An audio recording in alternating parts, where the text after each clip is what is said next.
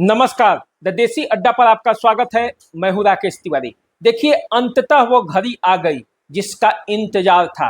NDA में seat sharing का final ऐलान कर दिया गया है। एनडीए जिन सीटों पर चुनाव लड़ने जा रही है, उन सीटों की फाइनल घोषणा कर दी गई है। अभी दिल्ली में केंद्रीय चुनाव समिति की बैठक हो रही है और बैठक में एक एक सीट पर निर्णय लिया जाएगा। लेकिन जिन सीटों पर चुनाव लड़ने की घोषणा की गई है, उसमें से मैं आपको बताता हूं कि जो सीटें हमने बताई थी, ठीक उसी के अनुरूप घोषणा हुआ है, आज ऐलान हुआ है। सिर्फ अंतर यह है कि उपेंद्र कुशवाहा के नाराजगी के वजह से एक सीट और बीजेपी की बढ़ गई है, क्योंकि उपेंद्र कुशवाहा जीतन राम मांझी से कम सीट पर चुनाव लड़ने के लिए तैयार नहीं थे। तो जीतन राम मांझी 7 सीट पर चुनाव लड़ रहे थे और उपेंद्र कुशवाहा 6 सीट पर।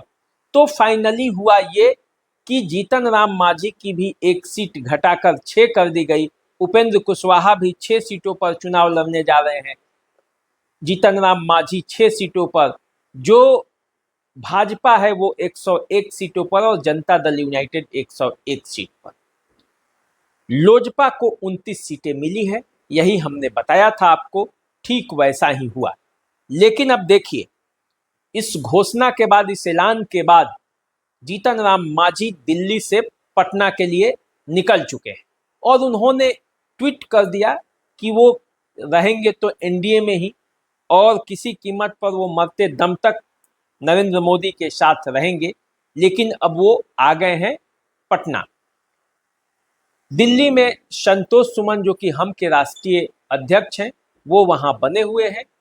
इसके अलावे आप देखेंगे तो जनता दल यूनाइटेड के ललन सिंह, संजय झा दिल्ली में मौजूद है। उपेंद्र कुशवाहा भी वहां मौजूद है। उपेंद्र कुशवाहा को भी कुछ कैंडिडेट को बीजेपी के सिंबल पर चुनाव लड़ाया जा सकता है। पूरा मामला जो है वो एनडीए में शिफ्ट हो चुका है। और देखिए, अब आगे की जो बातें हैं, आगे जब बैठक हो रही है और इस बैठक में जो नतीजे निकलेंगे, उसका लबो-लुआब क्या होगा, कौन कौन सीट पर कौन लड़ेगा, ये पता चलेगा। लेकिन आप एक मान कर चलिए कि 2020 का फॉर्मूला ही काम करेगा।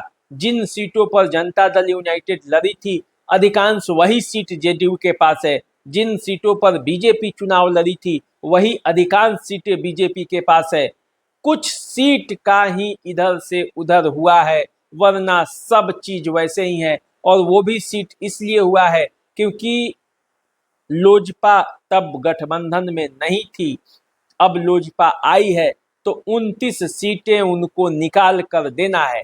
इस बीच मुकेश सहनी पटना से दिल्ली के लिए निकल चुके हैं और दिल्ली जाने के वक्त पत्रकारों से जब बातचीत हुई तो मुकेश सहनी ने कह दिया कि महागठबंधन थोड़ा सा बीमार है, इलाज जरूरत है, सारे डॉक्टर दिल्ली में बैठे हुए हैं, वहां से जब हम लौटेंगे तो इलाज हो गया रहेगा, स्वस्थ होकर जो है वो हम आएंगे।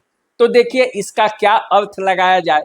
वहां एनडीए के बड़े बड़े नेता हैं, वहां पे तेजस्वी यादव और राहुल गांधी भी हैं और इस बीच मुकेश सहनी अब दिल्ली के लिए निकल चुके हैं।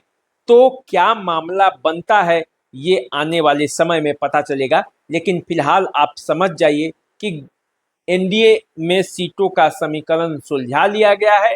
एनडीए ने ऐलान कर दिया है, एनडीए ने कह दिया है। अब कोई माने तो भी और नहीं माने तो भी फैसला हो चुका है, क्योंकि जनता दल यूनाइटेड ने भी कड़ा रुख अख्तियार किया और कहा कि जिनको जितनी सीटें दी गई है वो काफ़ी है, और यदि कोई मानता है तो भी ठीक है, नहीं मानेगा तो भी ठीक है। तो अब देखिए क्या होता है।